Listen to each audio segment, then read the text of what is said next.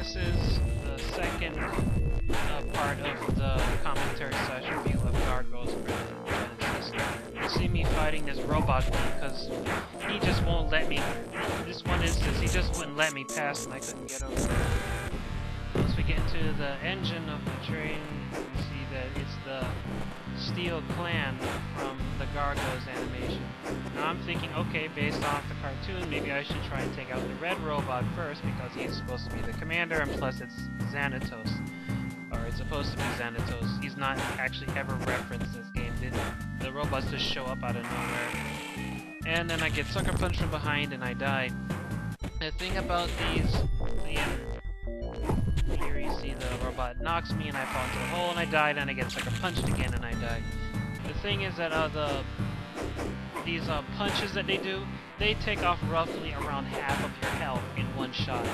And another thing is that, you know how normally in platform games, when you get hit, your character will start flickering and you're invulnerable for that certain amount of time? You do not get that luxury at all in this game. You get hit and you're directly open to attack right after the hurt animation goes up. So you can get hit by that punch thing more than once. You can get hit by once, twice, or 3 times in just one shot. And the main thing you end up having to remember about fighting these enemies is that you have to keep them out of a direct line of sight with you. And anytime that you see them in a distance and you can't directly attack them and they're looking right at you, either left or right, they're gonna punch, like you just saw right there.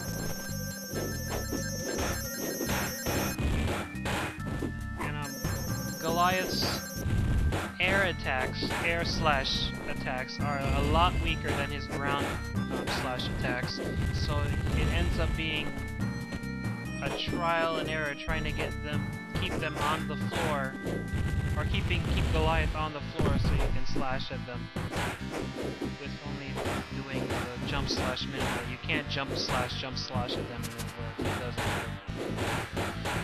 Another neat thing is you can slash one direction and turn around and just press left, right, and you'll slash in both directions really fast.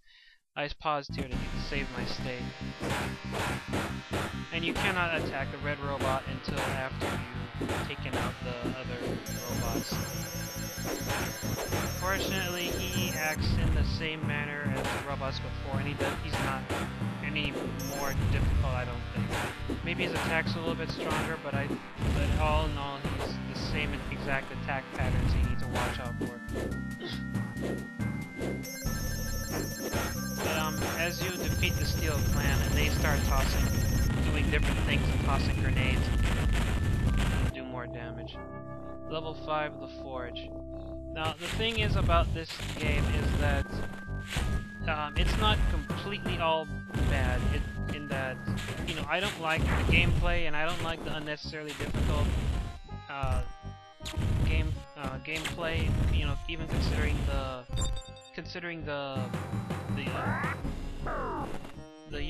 people that would be playing this would be kids. But yeah, the graphics and everything aesthetic about this game is pretty spot on. I mean, look at Goliath. Every single motion he does is animated out. Everything's smooth. Everything is coordinated.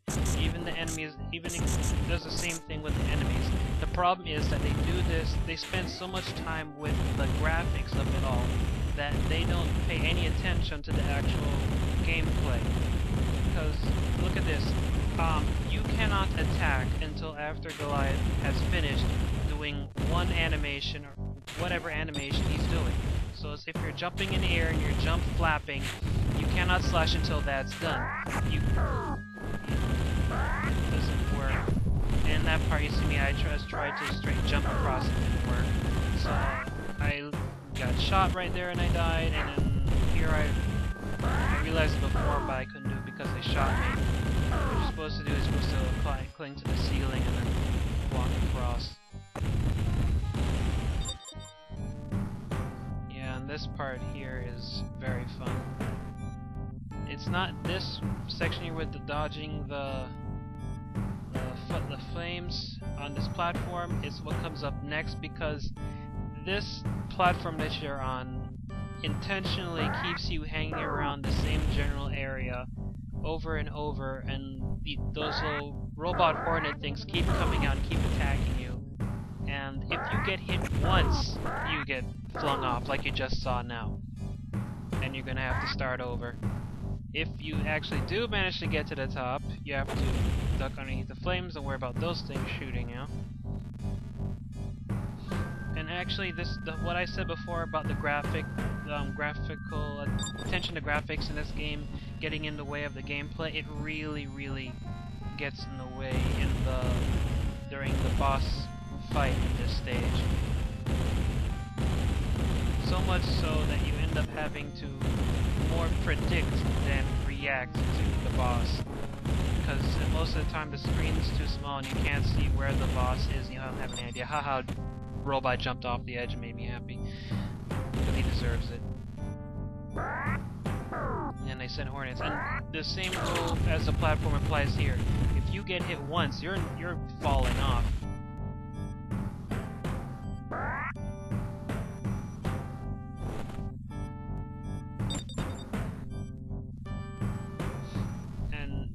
I really didn't like Duck, because he could shoot at you at any time and you wouldn't know. And if he shoots at you, you're going off. Another thing I noticed about this level here is that the edges are very glitchy, in that if you're standing next to the ledge, or you stand on... Oh look, I just fell through the pole again. If you stand too close to the edge, or you jump too close to the edge, Goliath will glitch right through the edge there, and he'll fall right through it, and you're probably going to die if you don't react quick enough, which is in most cases, because you're not expecting it. And this here is probably the most unnecessarily difficult part in this game, and the whole thing I said about the graphical attention to this game getting in the way really comes into play here, because you have to get Goliath in the correct position, otherwise you're going to hit either one of those walls, and if you hit them, you fall off. If you react... I'm trying to catch up to the thing, and here the flame just keeps going, it keeps me there and kills me. If you... Yeah, I know, I'm angry too, Goliath. If you react at the wrong time during any of this, you are going to hit one of the walls and fall off. This happens more when the bucket is suddenly going up, because you can't just press down the second that the bucket reaches the corner. You have to wait for the top section of it to go through, then you have to press down, because you have to give Goliath some sliding room to go down underneath the bucket. Also, you have to turn Goliath in the proper direction so that he will go up that side quicker instead of having to go through the turning around animation.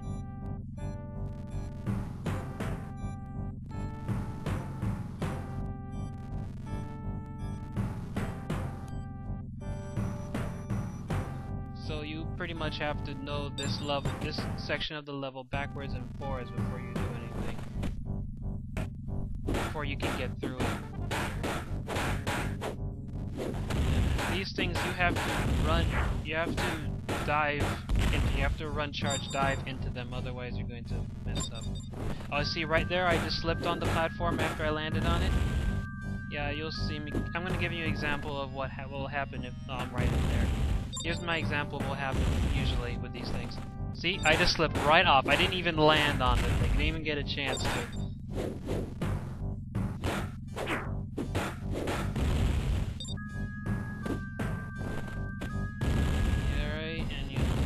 The best thing you can do is to try and run dive into them before enemies come out, because the enemies act as annoying buffers, and they'll keep you from getting into it, because you have to dive directly into it. If you dive into an enemy, you're being blocked.